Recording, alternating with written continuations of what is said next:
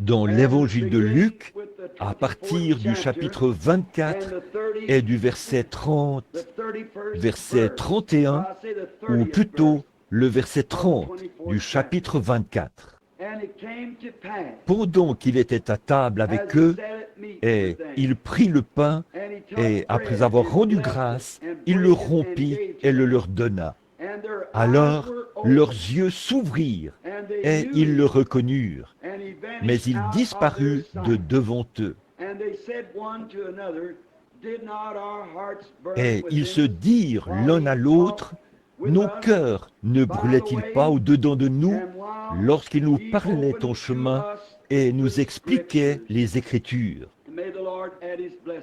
Que le Seigneur ajoute sa bénédiction.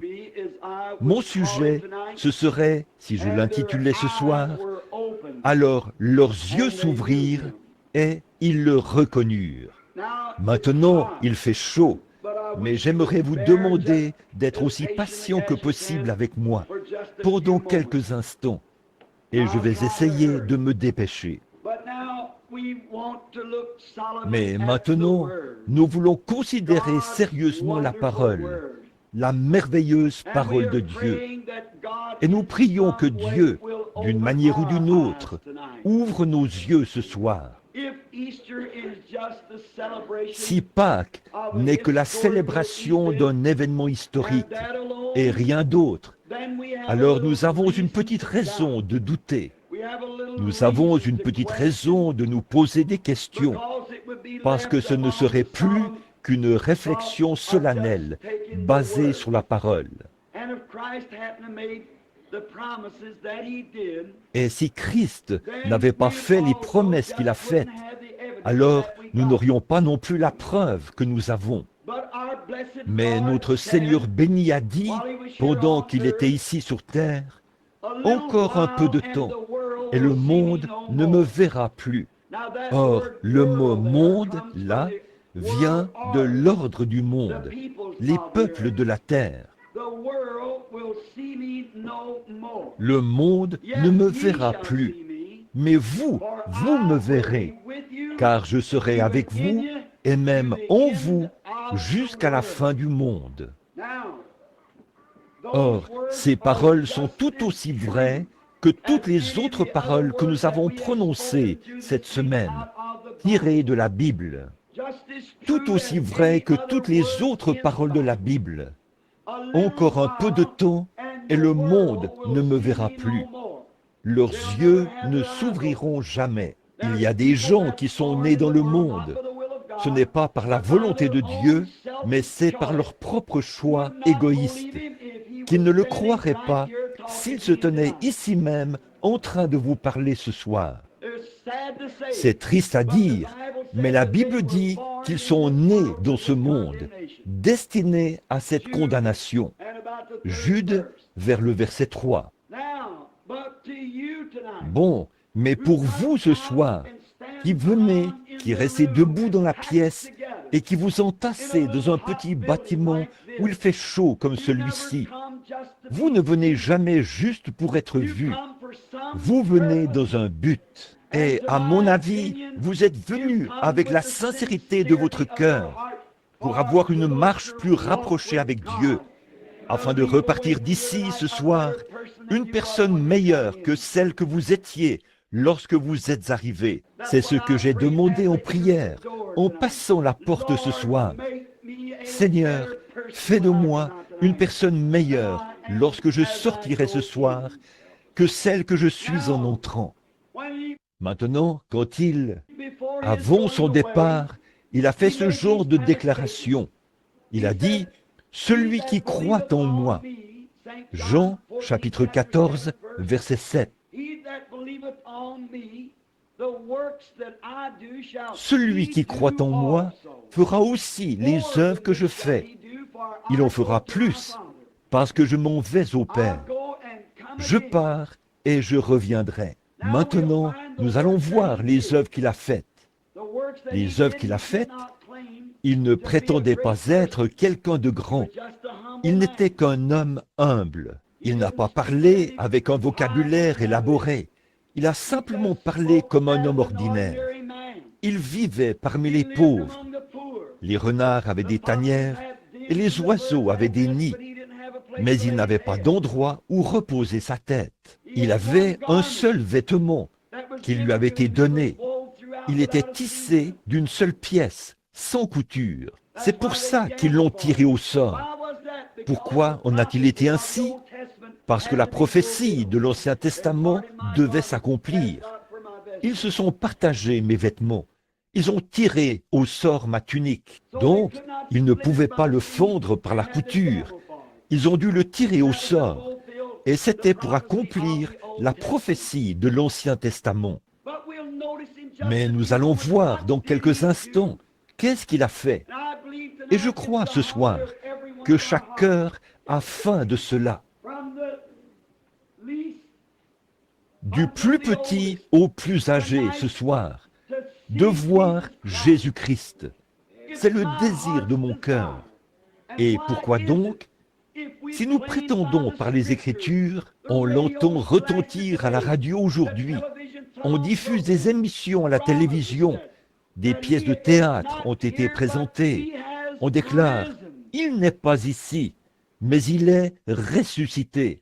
Eh bien, alors s'il est ressuscité, la Bible dit dans Hébreux 13, 8, « Il est le même hier, aujourd'hui et éternellement ». Maintenant, voici ce qu'il en est, mes amis. C'est soit la vérité, soit ce n'est pas la vérité. Or, si ce n'est pas la vérité, alors la Bible est fausse, et alors les paroles sont fausses. Et alors, nous sommes perdus, et il n'y a pas de résurrection des morts, et nous ne faisons que faire semblant de croire. Mais si c'est la vérité, alors elle doit se confirmer elle-même. Si vous dites que cette eau est mouillée et que je n'ai jamais vu d'eau auparavant, vous en versez sur moi, et si ce n'est pas mouillé, alors vos paroles sont fausses. Mais si vous en versez sur moi et que c'est mouillé, alors vos paroles sont vraies. Si Christ est le même hier, aujourd'hui et éternellement, alors la Bible est vraie. S'il n'est pas le même hier, aujourd'hui, éternellement, alors elle n'est pas vraie. Si les paroles de Dieu ne sont pas vraies, alors Christ n'est pas vrai. Alors, si les paroles de Dieu ne sont pas vraies, Dieu n'est pas vrai. Mais là, si la parole de Dieu est vraie, alors la Bible est vraie, Dieu est vrai, Christ est vrai.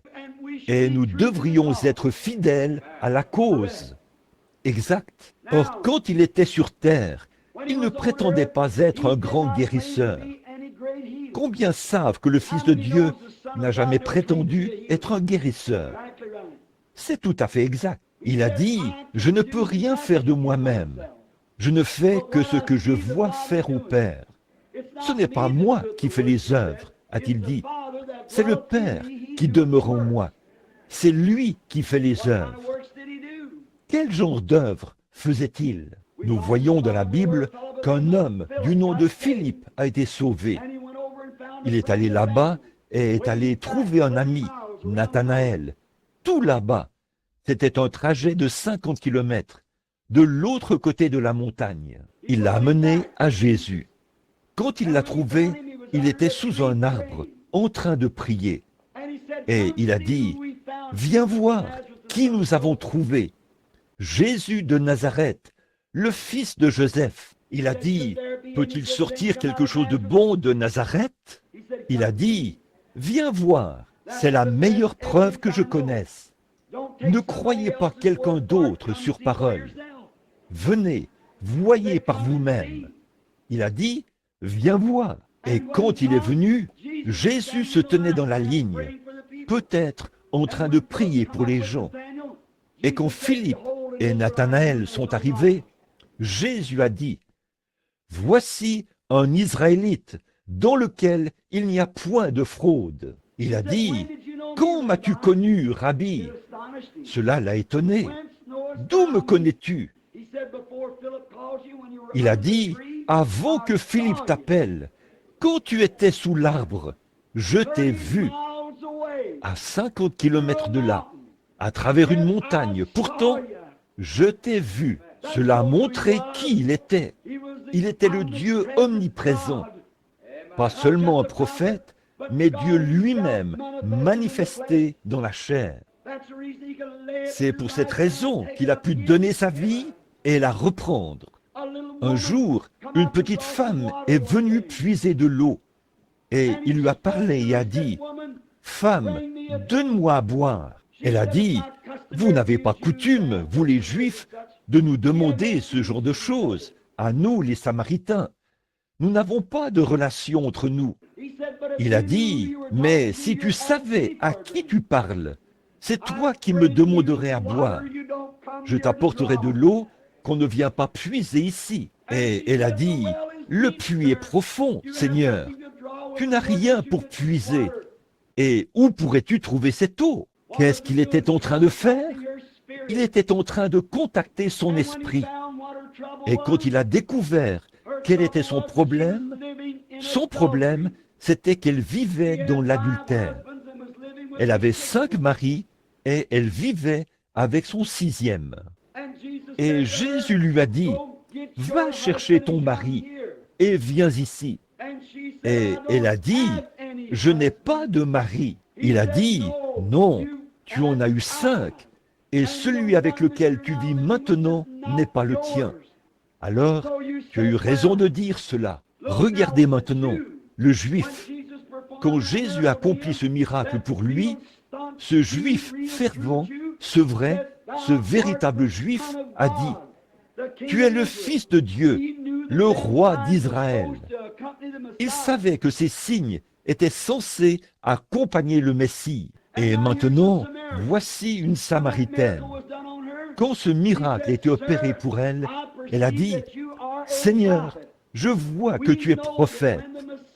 Nous savons que quand le Messie viendra, il nous dira ces choses. Mais qui es-tu » Il a dit, « Je le suis, moi qui te parle. » Elle a laissé sa cruche et s'est précipitée dans la ville et a dit, « Venez voir un homme qui m'a dit ce que j'ai fait. Ne serait-ce point le Messie ?» Certainement. Tout au long des Écritures, nous pourrions le voir, qu'il a accompli les choses que le Père lui montrait. La Bible dit dans Jean qu'on lui a demandé pourquoi il n'avait pas guéri tous ses infirmes. Et il a dit, « En vérité, je vous le dis. » Jean 5, 19. En vérité, je vous le dis. Le Fils ne peut rien faire de lui-même. Mais ce qu'il voit faire au Père, le Fils le fait pareillement. Or, si Christ est ressuscité des morts, et qu'il est parmi nous aujourd'hui, et qu'il a promis que les mêmes choses qu'il avait faites, nous les ferions aussi, c'est soit la vérité, soit ce n'est pas la vérité.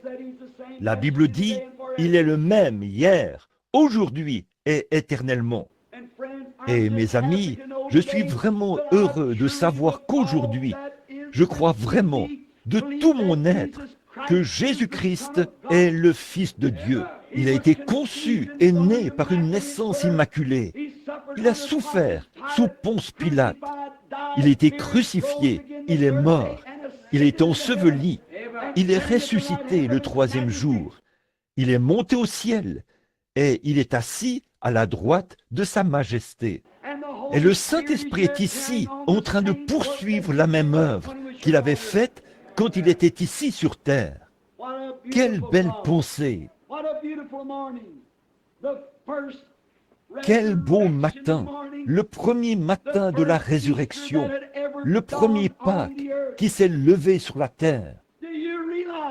Vous rendez-vous compte que ce Pâques que nous célébrons, sa résurrection, ne fait qu'annoncer un glorieux Pâques à venir, l'heure où il descendra des cieux, et tous ceux qui sont morts en Christ ressusciteront et partiront avec lui.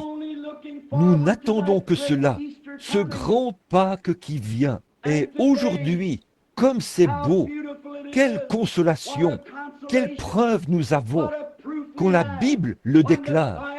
quand son omniprésence le déclare, quand sa puissance de guérison le déclare, quand son grand esprit le déclare, quand tout dans la nature le déclare, son Église le déclare, mon cœur le déclare, le cœur de tout homme né de nouveau le déclare, que Jésus-Christ est le Fils de Dieu et il reviendra.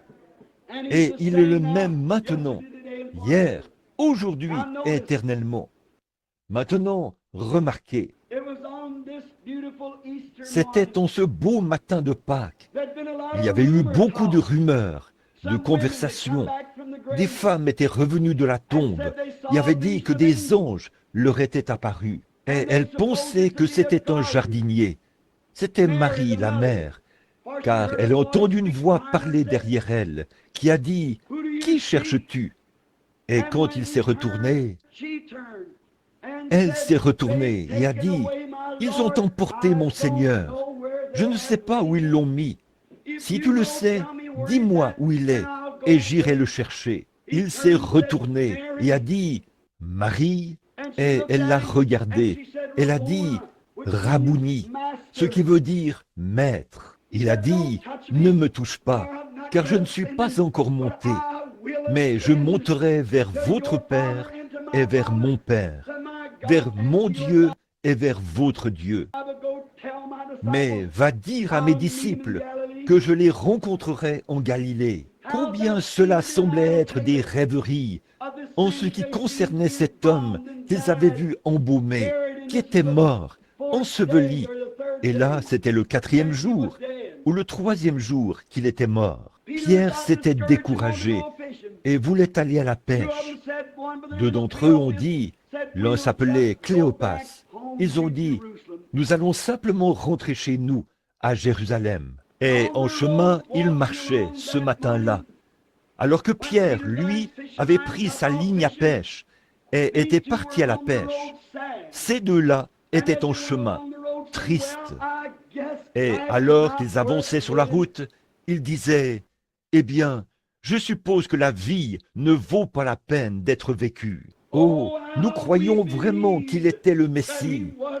Comment cet homme qui a ressuscité les morts a-t-il pu se tenir là et laisser ce souverain sacrificateur se moquer de lui? Comment cet homme qui a eu vision après vision a-t-il pu laisser un soldat romain lui bander le visage avec un morceau d'étoffe, le frapper sur la tête et dire « Si tu es prophète, dis-nous qui t'a frappé ». Comment a-t-il pu implorer la miséricorde sur la croix, étant donné qu'il pouvait même ressusciter les morts? Oh, c'était un moment décourageant. Et ces temps de découragement arrivent pour chaque croyant, pour vous tester, pour vous éprouver et pour voir si vous croyez vraiment. Chaque fils qui vient à Dieu doit d'abord être éprouvé, formé. Certains d'entre vous, ici ce soir, passeront sans doute par cette même épreuve. Si nous devions former une ligne de prière, je ne sais pas du tout qui a des cartes de prière. Personne d'autre ne le sait. On les a simplement battus, puis on vous les a distribués. J'appellerai un numéro au hasard, selon le numéro que j'aurai en tête à ce moment-là. Nous ne pouvons en avoir que quelques-uns à la fois. 2 ou 3 douzaines peut-être passeront dans la ligne de prière. Tous veulent venir. Vous penserez peut-être qu'il vous a laissé de côté, mais ce n'est pas le cas. Il vous éprouve tout simplement pour voir si vous allez vraiment croire en lui. La vision ne guérit pas. La vision ne fait que confirmer sa présence. J'étais assis ici à l'instant, en train de regarder l'auditoire. Et je vois une de mes amies, Madame Cox, qui vient du Kentucky. Elle avait un gros cancer au visage, il y a quelques semaines, qui avait déjà rongé le contour de son œil. Elle se mourait. Madame Wood, une bonne amie à moi, m'a téléphoné et elle pleurait. Elle a dit « Je crois que ça va complètement ronger l'œil de maman d'ici quelques jours. Le médecin a essayé de faire quelque chose avec un genre de truc, et cela a propagé le cancer. C'était dans un état terrible. Je suis entré et j'ai fait une petite prière toute simple, avec une foi ancrée que cela se produirait. Et la voici, assise ici ce soir, parfaitement normale et en bonne santé. Il n'en reste même plus une trace. Son visage est guéri. Elle est assise juste ici, devant nous. Il y en a d'autres ici qui ont vécu la même chose. Pourquoi? C'est parce que Jésus-Christ est ressuscité des morts et il vit. Celui-là même qui a pu toucher un lépreux et qui a dit « Je le veux, sois pur », peut toucher un cancer et dire « Je le veux, sois pur ». S'il est le même hier, aujourd'hui et éternellement. Et alors que Cléopas et les autres marchaient, découragés, ils étaient en quelque sorte en train de vivre un de ces matins tristes, où on dirait que tout va de travers. Et tout à coup, quelqu'un est sorti, et il est arrivé derrière eux, s'est approché et les a rattrapés. Elles étaient bien loin de se douter que c'était le Seigneur Jésus. Il était vivant, et beaucoup de gens qui l'aimaient ne le savaient pas. Et c'est pareil aujourd'hui. Il y a beaucoup de gens aujourd'hui qui aiment le Seigneur et qui ne se rendent pas compte. Vous pourriez leur en parler, et pourtant, ils ne peuvent pas reconnaître qu'il est vivant pour toujours ce soir, qu'il est ici dans cette église ce soir, qu'il est au milieu de nous, et qu'il le sera jusqu'à ce qu'il vienne dans le corps physique. Je ne te délaisserai point, et je ne t'abandonnerai point. Et alors qu'ils avançaient, et qu'ils se sont mis à parler en chemin, Jésus, je veux que vous remarquiez la première chose que Jésus a faite. Il est allé directement à l'Écriture. Il a dit, « Ô homme sans intelligence, est-ce difficile pour vous de croire ce qu'ont dit les prophètes ?» Car il venait de leur demander, « Pourquoi êtes-vous si tristes ?» Et ils ont dit, « Es-tu un étranger ? Ne sais-tu pas que Jésus de Nazareth, que nous pensions être le Messie, le libérateur d'Israël, ne sais-tu pas que c'est le 3e jour après qu'il était crucifié? Et il était un homme puissant dans la parole. Il était un puissant prophète, parce que Dieu a opéré par lui beaucoup de miracles et toutes ces choses. Et aujourd'hui, c'est le 3e jour. Et là, ils l'ont tué et l'ont enseveli. Et il était dans la tombe. Et des femmes sont venues nous voir et nous ont dit qu'il était ressuscité des morts. Et nous savions que ce n'était que des rêveries. Alors nous sommes sur le chemin du retour. C'est à ce moment-là qu'il a commencé à ouvrir la parole. Oh, j'aime la parole éternelle de Dieu. Il a commencé à parcourir les Écritures, en commençant par Moïse. Il n'a jamais rien gardé caché. Il est allé directement à la parole. Tout homme envoyé de Dieu, peu m'importe qui il s'en tiendra à la parole de Dieu. S'il ne le fait pas, il n'est pas un vrai serviteur de Dieu. Il est allé directement à la parole. Il a montré par la parole que Christ devait mourir, ressusciter et entrer dans sa gloire. Oh, quelle conversation ils ont dû avoir. J'aurais aimé avoir ces quelques heures de conversation avec lui. Pas vous, en chemin. Vous dites, eh bien, frère Branham, certainement que j'aurais aimé ça. J'aimerais pouvoir le faire. Eh bien, nous pouvons le faire tout de suite. C'est lui qui vous parle dans votre cœur. C'est simplement que vous ne reconnaissez pas cela. Maintenant, remarquez, alors qu'il était près de la ville, le soir approchait. Il a paru vouloir continuer son chemin. Il se peut qu'il fasse la même chose avec vous aussi. Il pourrait vous faire penser qu'il va continuer son chemin, mais il ne le fera pas. Il ne continuera pas son chemin. Il veut simplement que vous l'invitiez. Et ils lui ont dit, « Oh, le jour est sur son déclin. Maintenant, ne continue pas, mais s'il te plaît, entre et reste avec nous. Faites-lui simplement ce genre d'invitation et voyez ce qui va arriver. Ils ont dit, le jour est sur son déclin. Maintenant, viens et reste avec nous. Le soir approche. Alors, il s'est retourné et il est entré dans le petit restaurant, la petite auberge. En Europe, ils le font encore.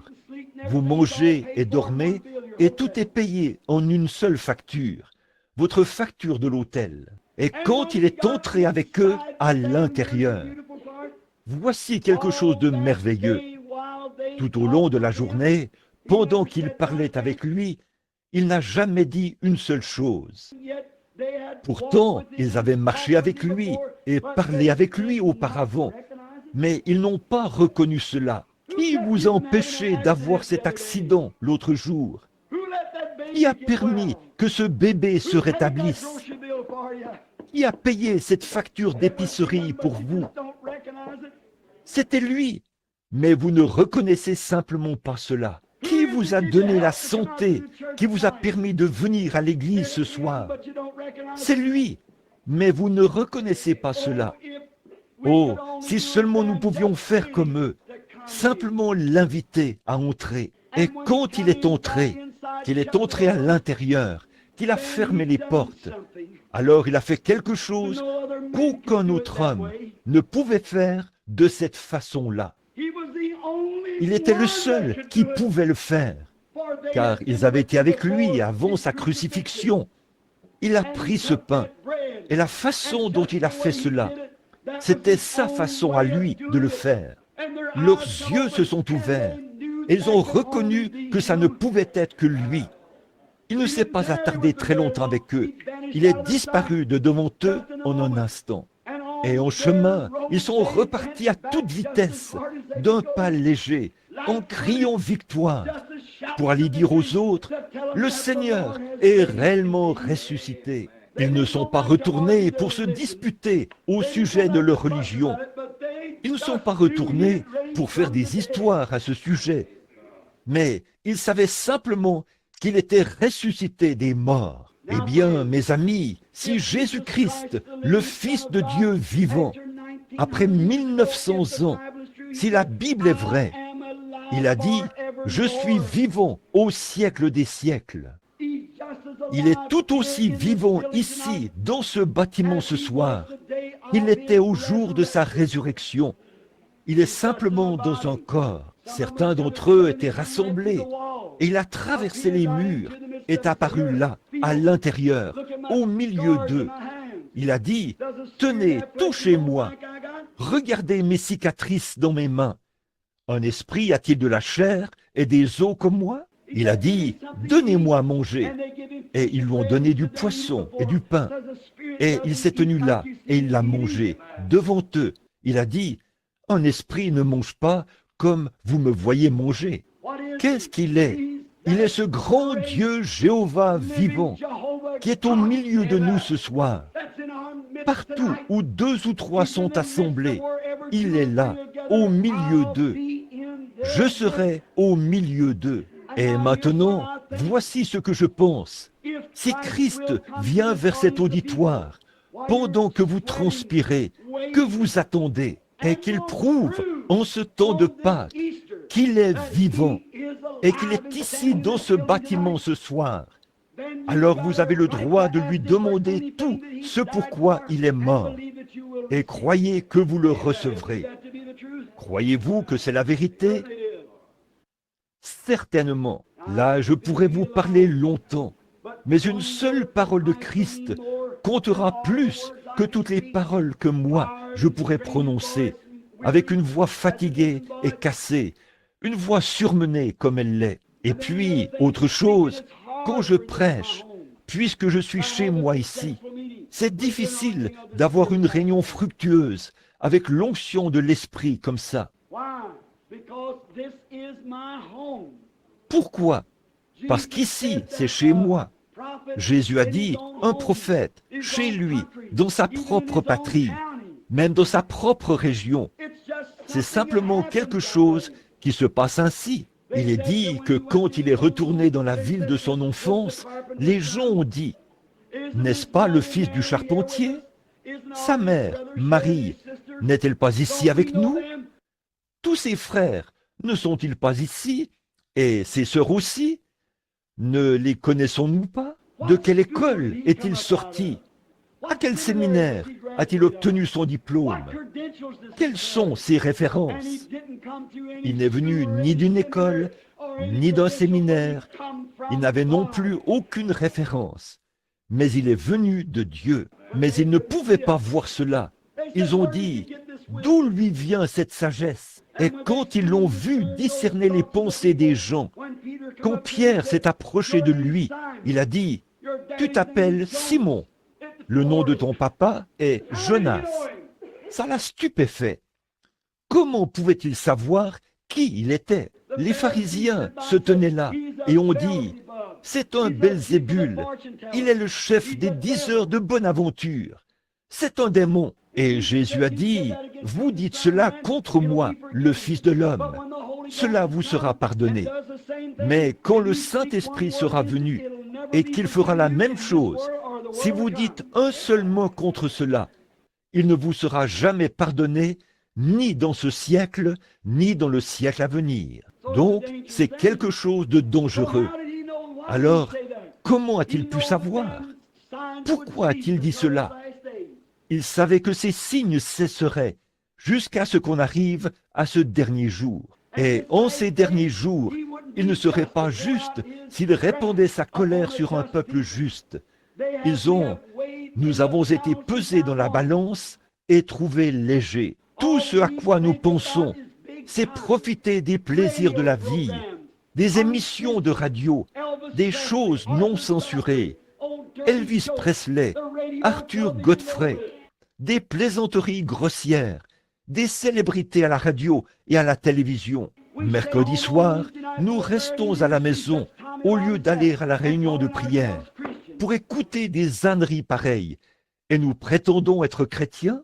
Puis, quand Dieu déverse son esprit et montre les signes de sa résurrection, nous condamnons cela et nous nous en détournons. Et c'est un péché impardonnable de faire ça. Jésus a dit, dites un seul mot contre cela, et ça ne vous sera jamais pardonné, ni dans ce siècle, ni dans le siècle à venir. Donc, cet esprit doit venir en ces derniers jours pour prouver que cette parole de Dieu est vraie. Et je dis, sous l'autorité de la parole de Dieu, et par ce que je ressens dans ma propre âme, ce même Esprit Saint, l'Esprit est ici même, en ce moment, au milieu de ces gens. Or, j'ai déclaré qu'il est ressuscité des morts. J'ai déclaré qu'il est vivant, vivant pour toujours. J'ai déclaré qu'il est le même hier, aujourd'hui et éternellement. Le même dans son principe, le même en puissance, le même en toutes choses, sauf dans son corps physique, qui est assis à la droite de Dieu et de la majesté, dont la gloire. Mais le Saint-Esprit est ici, il est à l'œuvre, il agit, il accomplit, il fait exactement ce que Jésus-Christ a fait, car c'est la preuve de sa résurrection. Quelle belle heure! Maintenant, je suppose que vous voyez dans quelle position je me trouve. Maintenant, ce n'est pas seulement devant ce petit groupe d'environ 100 de personnes, ou de 200 personnes, ici dans ce petit bâtiment, qui sont entassés ici ce soir. Mais j'ai fait cette déclaration devant des milliers de milliers et des centaines de milliers de personnes. J'ai tenu la Bible dans une main et le Coran dans l'autre, et j'ai dit que l'un doit être vrai et l'autre faux. Et j'ai défié tout prêtre mahométan de venir prouver, ou n'importe qui d'autre, un bouddhiste ou quoi qu'il soit, de défendre le Coran et de défendre leur religion. Mais tout le monde est resté silencieux. Mais frères, la raison pour laquelle je fais cela, c'est parce que je sais que mon Rédempteur est vivant. Et il est la vérité. Jésus-Christ est vivant. Il est ici. Maintenant, je ne peux rien faire de moi-même. C'est un don de Dieu. Comment faites-vous cela? C'est simplement en s'abandonnant. Dans ce bâtiment, en ce moment, Il y a beaucoup d'anges. Vous dites, est-ce conforme à l'Écriture? C'est la Bible. Je vais vous montrer. Combien y a-t-il de chrétiens ici? Levez la main. Très bien, vous pouvez les baisser. La Bible dit que les anges de Dieu campent autour de ceux qui le craignent. Alors, il y a des anges ici. Aussi Christ a dit, là où 2 ou 3 sont assemblés en mon nom, je serai au milieu d'eux. Alors, il est ici. Tout ce qu'il y a, c'est que vous ne pouvez pas le voir. Mais par la foi, nous croyons cela. Je peux vous prouver que la radio aussi passe ici, des voix. Je peux vous prouver que des images sont en train de passer ici. Ça ne sera pas capté par ce tube-ci. Ça ne sera pas capté par ceci, ce dispositif à cristal, par ce micro. Ce morceau de tissu-ci ne les reproduira pas non plus, parce qu'il n'a pas été conçu pour pouvoir le faire.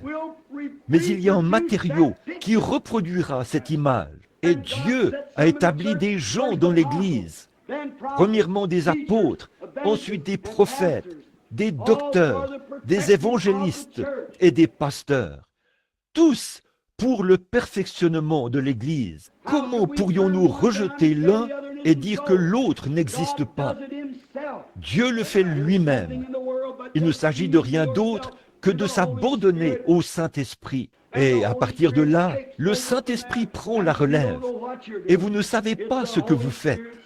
C'est l'œuvre souveraine du Saint-Esprit.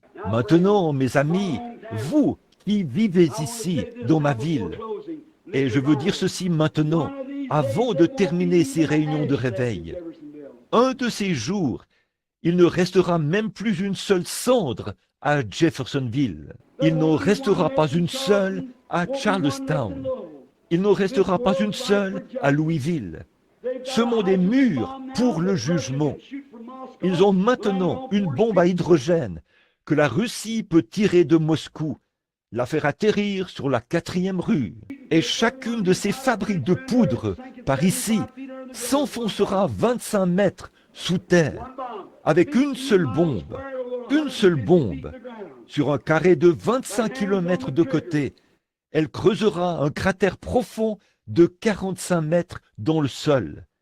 La main est sur la détente. L'horloge continue son tic-tac. Il est plus tard que vous ne le pensez. Pourquoi attendre jusqu'à ce moment-là? Souvenez-vous, si cette tente où nous habitons sur la terre est détruite, nous en avons une qui nous attend. N'ayez pas peur des bombes à hydrogène, ni de rien d'autre. Tant que vous avez Christ dans votre cœur, c'est le meilleur abri anti-aérien que je connaisse. Il est fait de plumes. Sous ses ailes, vous demeurez. Alors, ne vous inquiétez pas de ces choses-là, si vous êtes chrétien. Mais si vous n'êtes pas chrétien, vous êtes certainement dans une position terrible. Vous ne savez pas à quelle minute votre cœur va arrêter de battre. La Bible dit que les hommes mourraient dans les derniers jours de problèmes cardiaques. Le cœur des hommes qui défaille, la peur, la perplexité des temps, la détresse parmi les nations. Regardez cela, il y a 10 fois plus d'hommes qui meurent que de femmes. La Bible n'a jamais dit que le cœur des femmes défaillirait. Elle dit le cœur des hommes défaillirait. Tout à fait, parfaitement. L'autre jour, à Oakland, ma femme et moi étions là-bas, à San Francisco, quand ce grand tremblement de terre a frappé.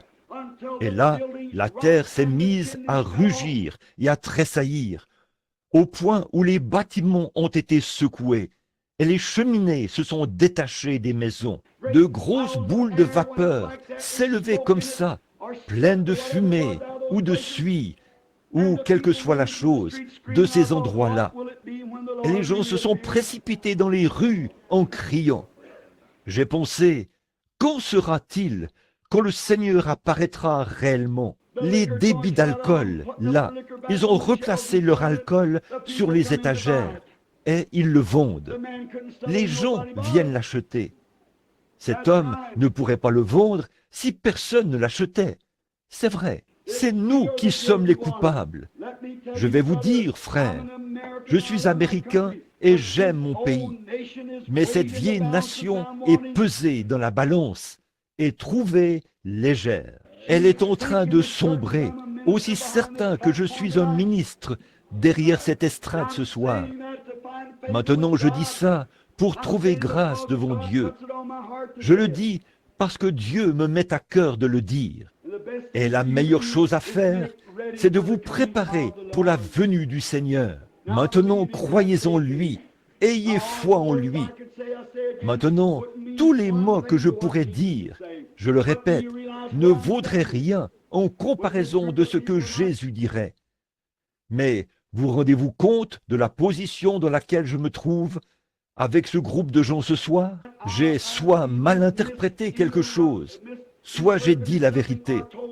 Maintenant, si Jésus-Christ est ressuscité des morts et qu'il a promis que nous ferions les mêmes choses que lui, et j'ai affirmé, depuis ma tendre enfance, je n'avais pas 18 mois, je pense, mais en tout cas, je n'avais pas plus de 2 ans quand j'ai eu ma première vision.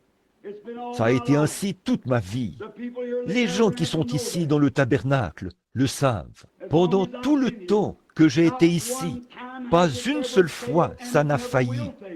Et ça ne faillira jamais, parce que c'est Dieu. Cela a fait le tour du monde. Un grand réveil a été déclenché. Et maintenant, par la grâce de Dieu, j'en suis à mon 2e million d'âmes qui ont été gagnées au Seigneur Jésus lors de mes propres réunions. Le 2e million, c'est vrai. Et pensez un peu aux millions d'autres qui sont allés là. Oral Roberts, toutes ces étincelles qui ont été allumées à partir de cette chose et qui ont été à l'œuvre, des milliers de milliers, si bien qu'un grand réveil de la puissance de Dieu se produit partout dans le monde. Et le diable propage toutes sortes de faussetés pour neutraliser cela. Mais la vraie, la véritable parole de Dieu ira tout droit jusqu'au bout. Elle ne faillira jamais. Moi, l'Éternel, je l'ai plantée. Je l'arroserai jour et nuit, de peur qu'on ne la ravisse de ma main. Or, ce soir, j'affirme que Christ est ressuscité des morts. Il est le même, hier, aujourd'hui et éternellement. Maintenant, que le Seigneur vous bénisse. S'il le fait, alors vous, si vous croyez cela, que Dieu vous bénisse. Demandez-lui alors, quand il entrera en scène.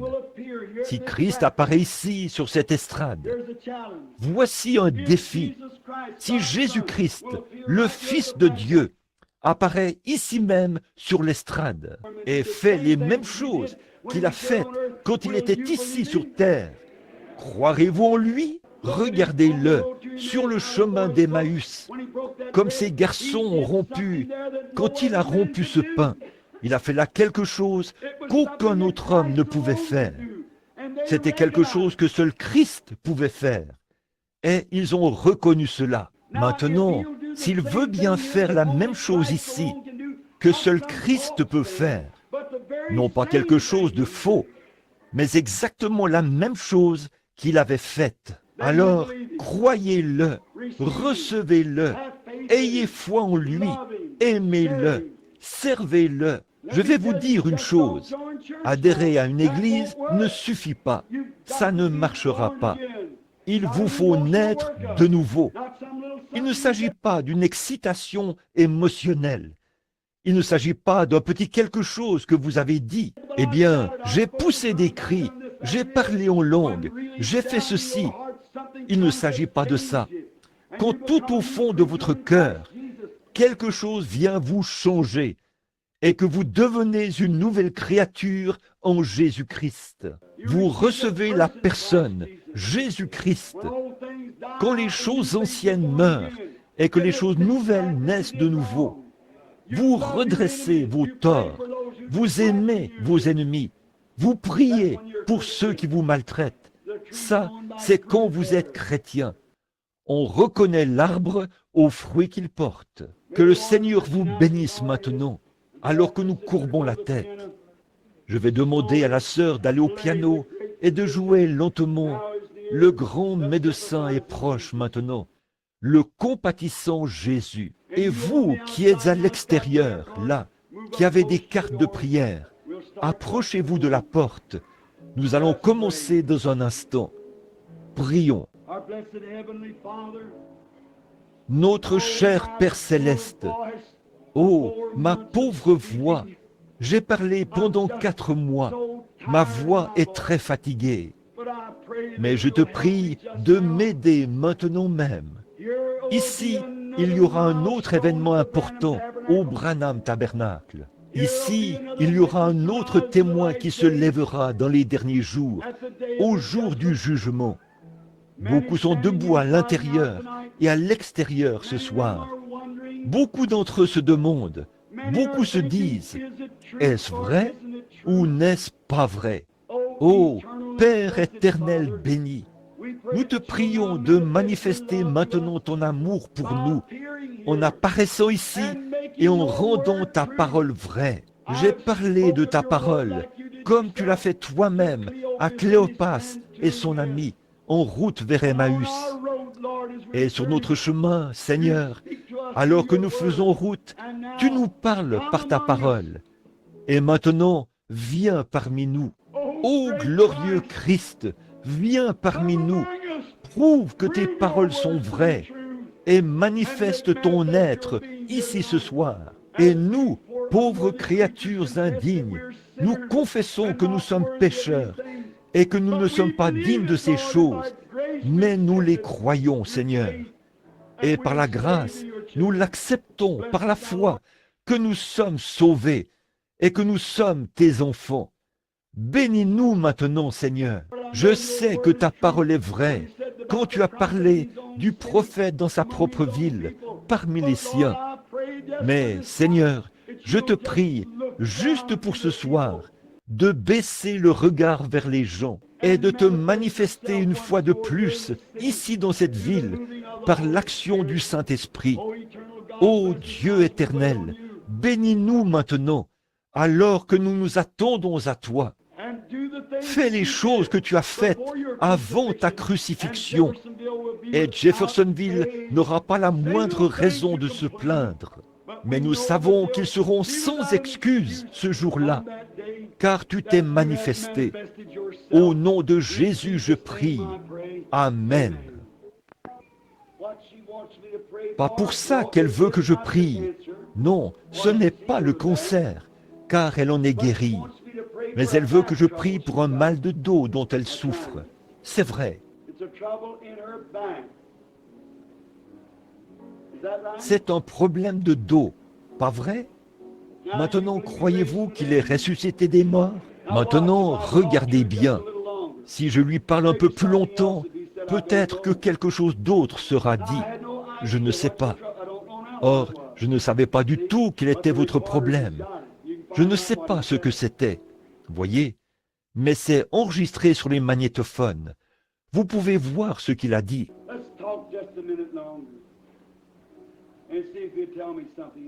Parlons encore un instant et voyons s'il va me dire autre chose.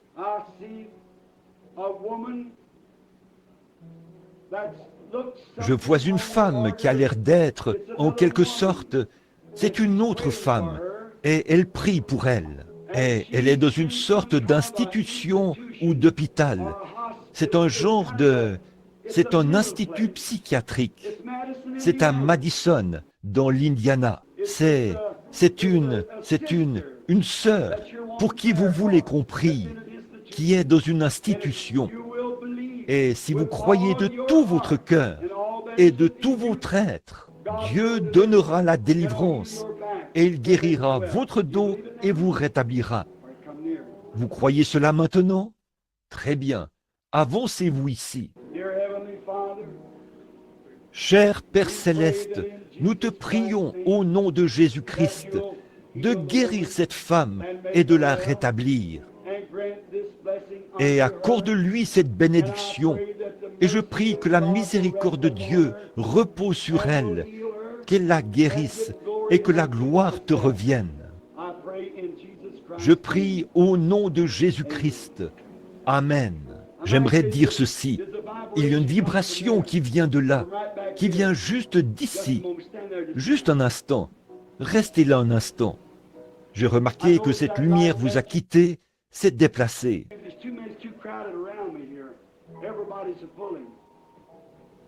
Ils sont nombreux. Il y a trop de monde autour de moi. Tout le monde tire, mais je la vois se déplacer vers vous. C'est quelqu'un qui... Vous aurez bientôt une opération pour un problème gynécologique. C'est vrai. J'ai vu apparaître 2 ou 3 personnes. Et la lumière s'est déplacée là-bas au fond et a frappé cette personne qui se tient juste là, au fond. Ce sont eux qui prient pour ça. Voyez, c'est vrai. Et vous avez... C'est l'état d'une dame qui subira une opération pour un problème gynécologique. C'est vrai. Maintenant, allez et recevez votre guérison. Et le Seigneur Dieu vous a rétabli. Amen. Voudriez-vous venir? La dame, croyez-vous au Seigneur Jésus? Croyez-vous qu'il est ressuscité des morts? Or, quant à vous connaître, je ne vous connais pas. Je vous ai peut-être vu si vous venez de la région ici. Je ne sais pas. Les gens vont et viennent. Je ne suis pas ici assez souvent dans ce tabernacle pour savoir. Mais vous, vous êtes de la ville? Vous êtes de la ville. Très bien. Alors, mais je ne vous connais pas. Mais Christ vous connaît. Mais s'il me révèle, alors que nous nous tenons ici, la raison pour laquelle vous êtes ici, croirez-vous cela et l'accepterez-vous? Et vous savez que je ne sais pas pourquoi vous êtes ici. Je n'en ai aucune idée. La seule chose, c'est que vous m'avez peut-être vu en ville, ou quelque chose, ou quelque chose. Je ne sais pas.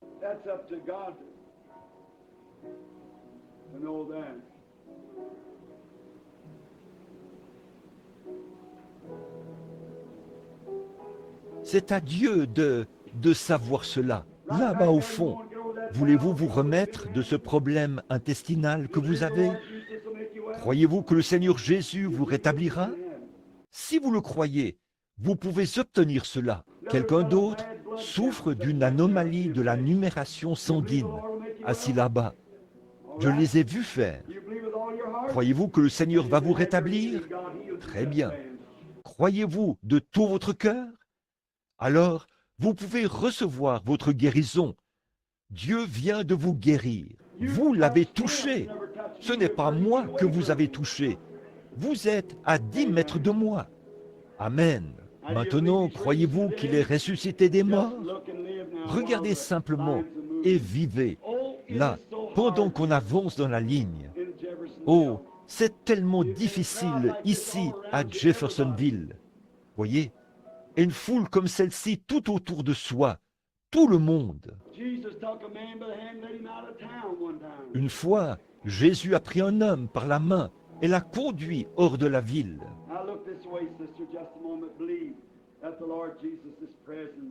Maintenant, regardez par ici, sœur, juste un instant. Croyez que le Seigneur Jésus est présent pour vous aider.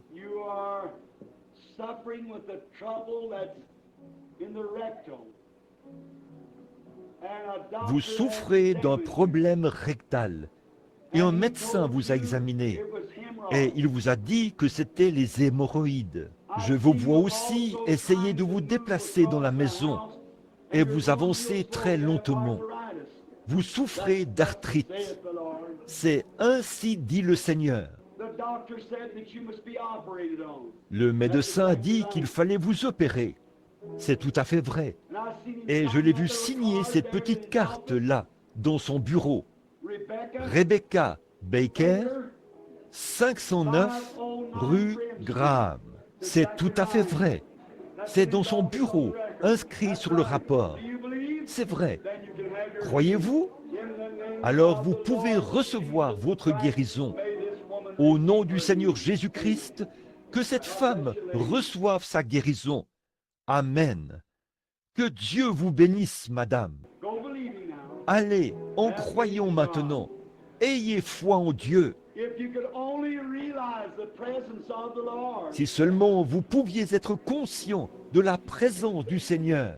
Maintenant, la dame qui se tient ici, afin que vous, je ne vous connais pas, pour autant que je sache. Vous ne me connaissez pas, et je ne vous connais pas. Pas vrai? Très bien. Alors vous êtes quelqu'un qui ne me connaît pas, et je ne les connais pas, et je ne connaissais pas l'autre dame. Mais cette dame m'est totalement inconnue, pour autant que je sache. Si c'est vrai, levez la main, madame. C'est la toute première fois que nous nous rencontrons. Voici une femme et un homme. C'est une très belle image de Jean 4, où une femme et un homme se sont rencontrés. La femme était une Samaritaine. Jésus était un Juif.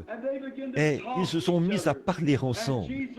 Et Jésus a révélé les secrets de son cœur et lui a fait savoir quel était son problème.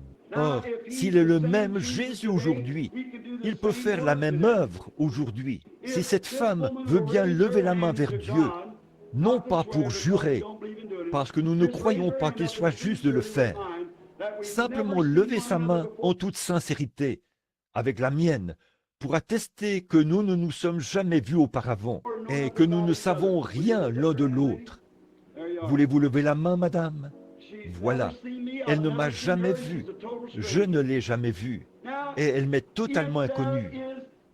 Maintenant, s'il y a la présence du Seigneur Jésus est ici, si la femme est malade, je ne pourrai pas la guérir.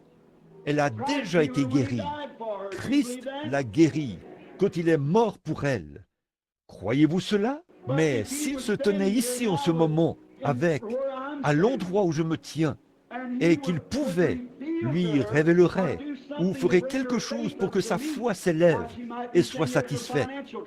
Bon, elle est peut-être ici pour des problèmes financiers. Elle est peut-être ici pour des problèmes familiaux. Elle est peut-être ici parce qu'elle est en train de mourir d'un cancer. Elle est peut-être ici parce qu'elle souffre de la tuberculose. Je ne sais pas. Je ne peux pas vous le dire. Et maintenant, si vous voulez vous mettre à ma place, venez prendre ma place ici. Vous êtes les bienvenus. Certainement. Moi non plus, je ne sais pas. Et je ne le ferai pas non plus. Mais le Dieu du ciel le sait. Comprenez-vous maintenant? Et si Christ accomplit la même chose ici, la vérité infaillible, comme il est ressuscité des morts et a prouvé qu'il est le même Jésus qui a parlé à la femme au puits, combien ici diront « Je le recevrai tout de suite comme mon guérisseur » ou quel que soit mon besoin. Levez la main pour dire « Je le recevrai s'il fait cela ». La femme qui a les mains levées, nous ne nous sommes jamais rencontrés. Que le Seigneur l'accorde, c'est ma prière. Maintenant, la dame semble s'éloigner de moi. Si l'auditoire peut entendre ma voix, je vois quelqu'un debout. Elle n'est pas vraiment ici pour elle-même.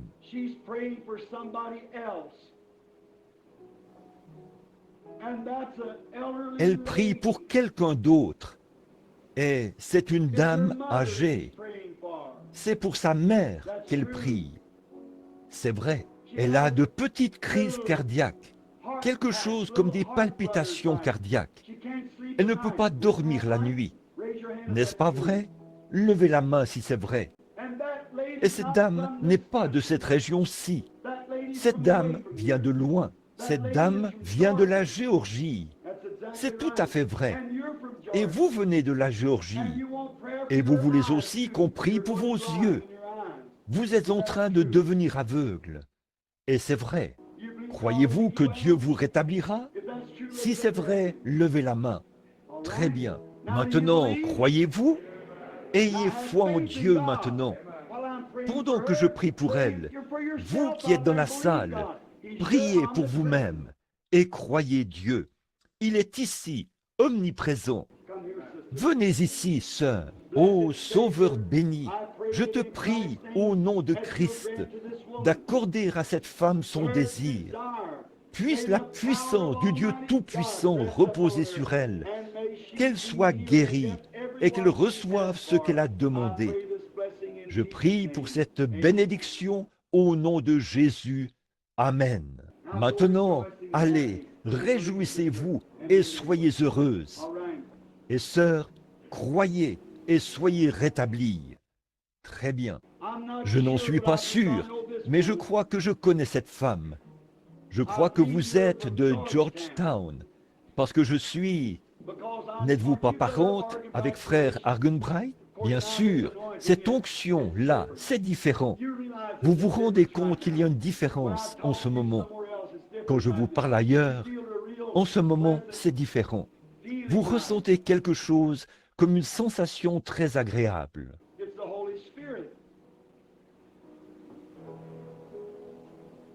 C'est le Saint-Esprit. Vous n'êtes pas ici pour vous-même. Vous êtes ici pour quelqu'un d'autre. C'est une petite fille d'environ 4 ou 5 ans. Elle a des problèmes de reins et elle habite dans le nord de l'Indiana. C'est vrai, ce que vous avez dans la main, envoyez-le lui et elle se rétablira. Croyez de tout votre cœur maintenant et recevez ce que vous avez demandé au nom de Christ. Si tu peux croire, tout est possible. Voici une dame qui m'est inconnue. Je ne vous connais pas. Je ne vous ai jamais vu de ma vie. Nous sommes des inconnus l'un pour l'autre, nés à des années d'intervalle, peut-être nés à de nombreux kilomètres l'un de l'autre.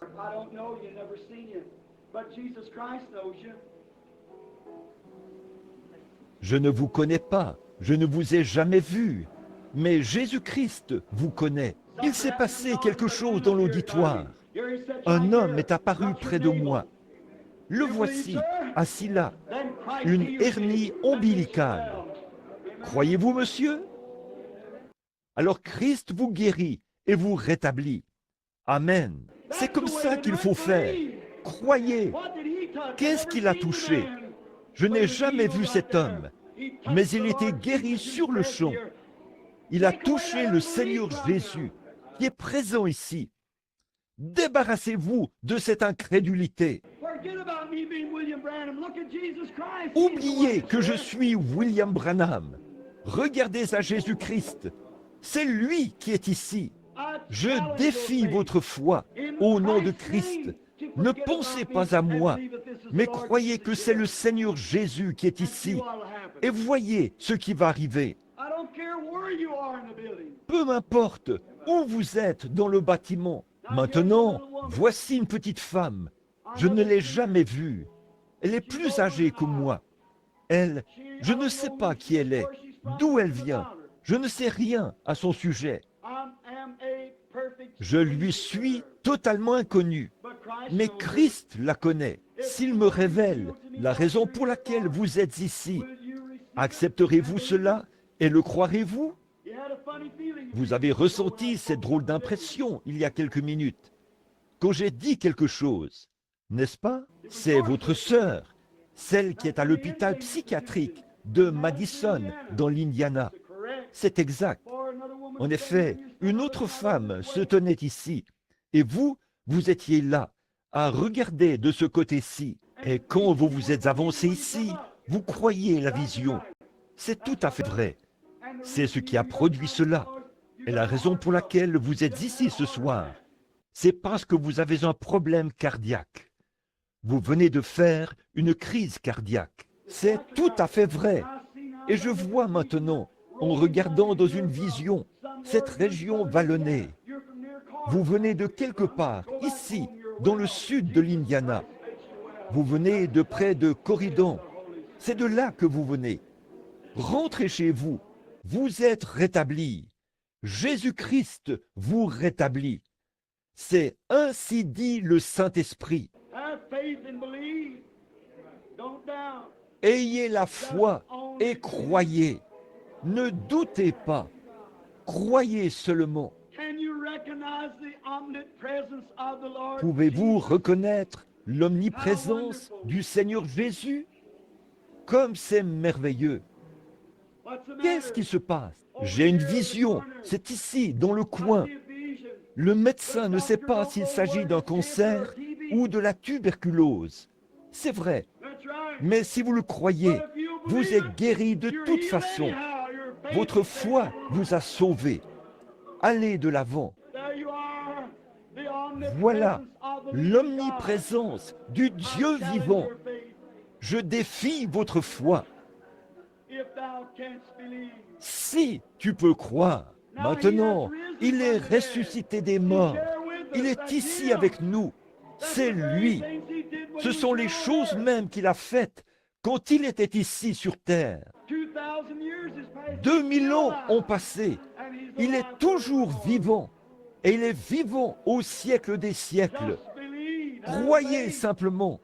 Ayez la foi. Je ne vous connais pas, madame. Je ne vous ai jamais vu de ma vie. Je ne sais rien à votre sujet. C'est vrai, n'est-ce pas?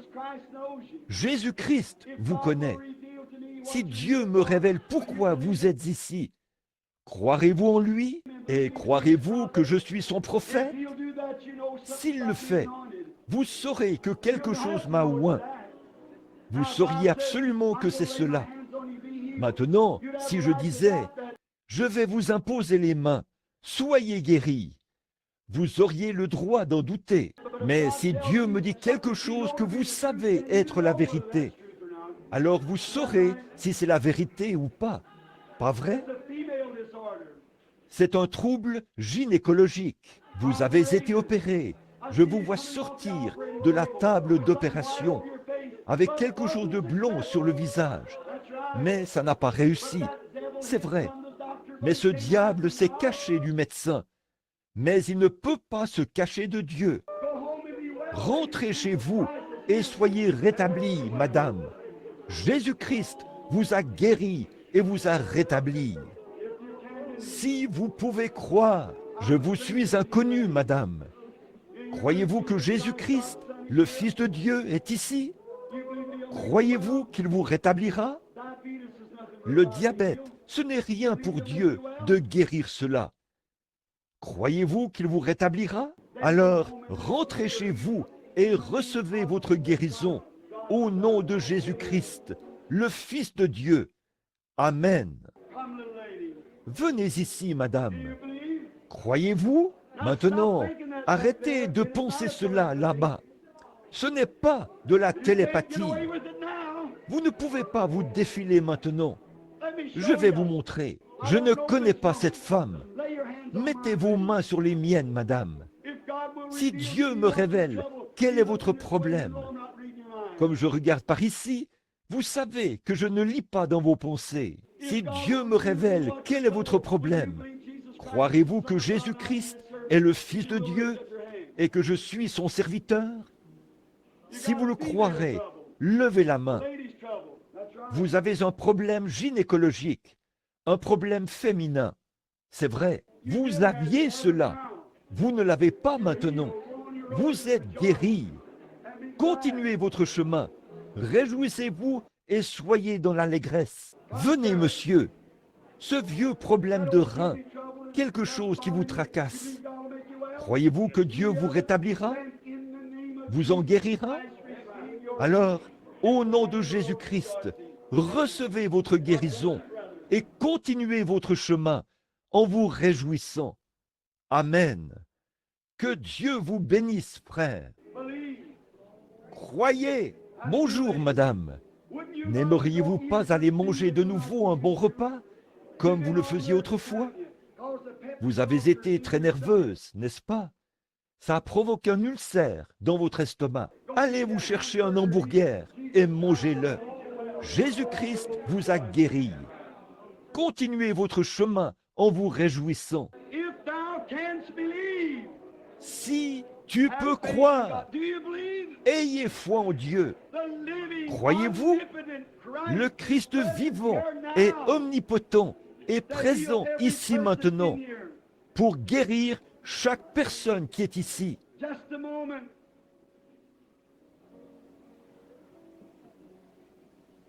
Juste un instant. Tout au bout de la rangée, assis juste là, il y a un jeune homme assis là. Ta foi est plus grande que tu ne le pensais, fiston. Tu avais un problème cardiaque, n'est-ce pas? Si c'est vrai, lève-toi.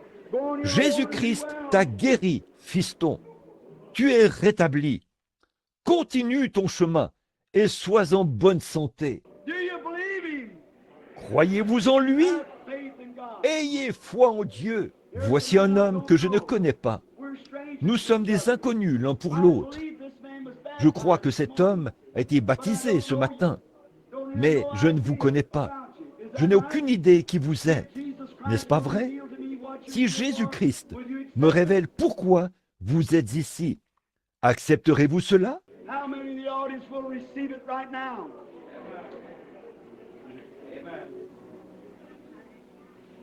Combien dans l'auditoire recevront cela maintenant même? Si tu peux croire, ayez simplement la foi. Ne doutez pas. Cet homme a un problème de peau, c'est vrai. Et je vois que vous devenez. C'est aussi un problème de prostate. C'est vrai. Si oui, faites signe de la main. Et je vois quelque chose de sombre entre vous et une femme. C'est votre femme. Vous priez pour elle. Elle est une pécheresse. Et vous voulez qu'elle devienne chrétienne. C'est ainsi dit le Seigneur. C'est vrai. Allez lui imposer les mains et priez pour elle. Que Dieu dans le ciel révélera l'importance de ces choses qui sont réelles. Croyez-vous? Croyez-vous que Dieu le fera? Si tu peux croire, je défie votre foi. Là-bas, tout au fond, où que vous soyez, regardez et vivez. Ayez foi en Dieu, où que vous soyez. Si tu peux croire, tout est possible. Si vous pouvez croire.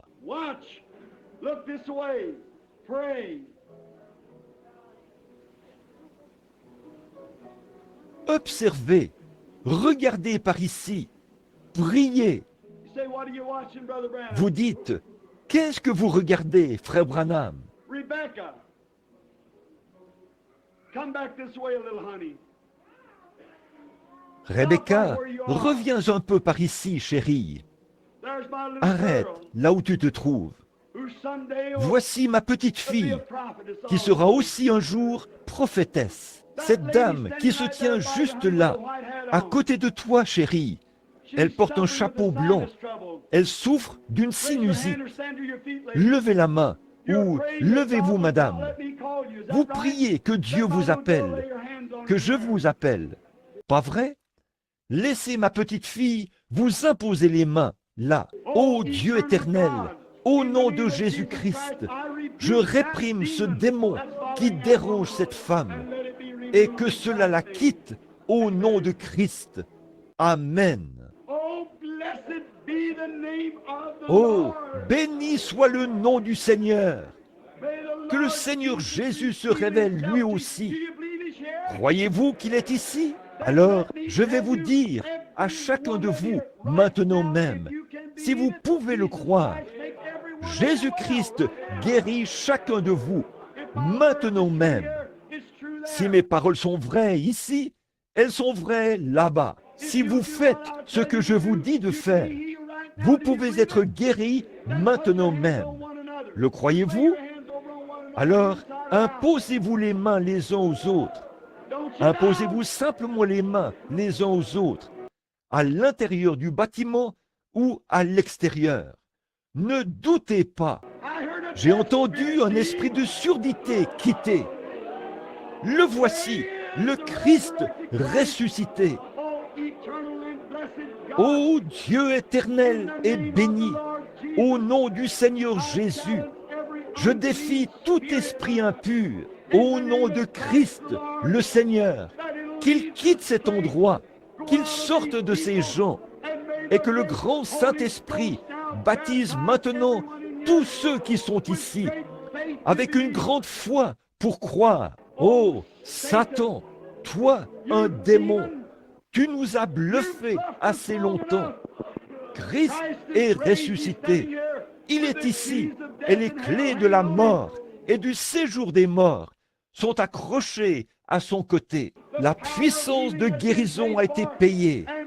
Et nous t'adjurons par le nom de Jésus-Christ, le Fils de Dieu qui est vivant, de quitter ces gens. Sors d'eux, Satan, afin qu'ils repartent d'ici en bonne santé. Si vous croyez de tout votre cœur que Jésus-Christ vous a guéri, levez-vous et acceptez la puissance de la guérison divine du Dieu Tout-Puissant. C'est ça. Gloire au Seigneur. Que le Seigneur soit béni. Vous êtes guéris, chacun de vous. Levez-vous et donnez gloire à Dieu. Amen. Béni soit le nom du Seigneur. Donnons-lui la louange alors que nous levons les mains et que nous le louons. Que le Fils du Dieu vivant soit béni. Amen.